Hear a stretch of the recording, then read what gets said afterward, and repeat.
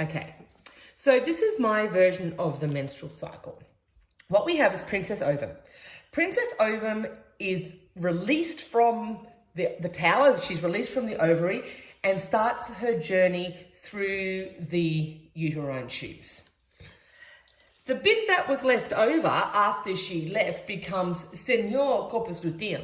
And Senor corpus luteum is really important because what he does is he produces a whole bunch of progesterone to make the uterus lining be someplace that you would like to live. So at this stage, our uterus is starting to look a little bit like that. So that's not a bad place to live, okay? That's what we want.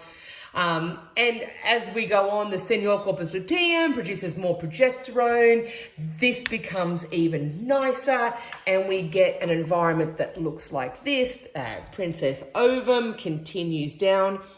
So our uterus would look something like this towards the end of in the middle of the secretory phase. It's beautiful, it's lush, it's got a flat screen TV, everywhere where Princess Ovum would probably want to live. But Princess Ovum can only live there if there is there's a sperm where we've had fertilization. So unfortunately, because there was no sign of pregnancy, Senor corpus luteum disappears and he becomes corpus albicans, and therefore we stop secreting progesterone. This endometrium is no longer viable because we don't have any progesterone, and so it will come off and we end up with a barren uterus that looks something like this. So there's no place for Princess Ovum to make a home. She wouldn't want to stay there because it's pretty darn gross. All right, so that's scenario number one. In scenario number two, we have the same type of thing. We start to rebuild our endometrial lining. It's starting to look quite nice. So this would be our proliferative phase. Princess Ovum is released. So on day 14, out she comes. She goes into her uterine tube. Senor corpus luteum comes back. He produces a truck ton of progesterone.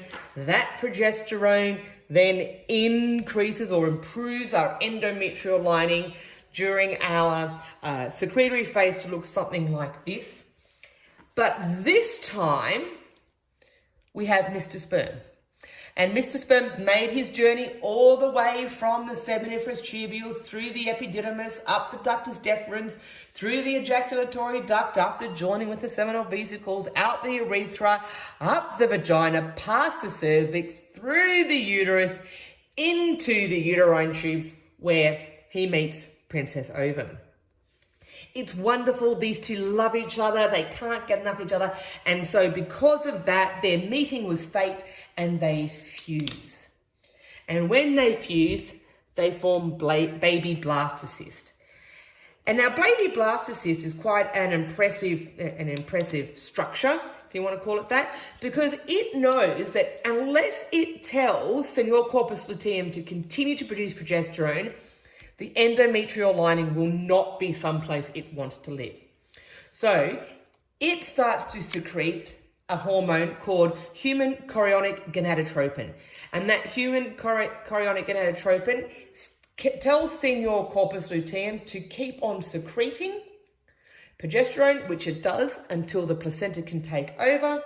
And so baby blastocyst can come down, make itself comfy on this nice, rich, velvety couch, and it can implant and stay there for 9 months. So that's really how the menstrual cycle will work. It has, every month it will do the same thing unless there is a signal for sperm.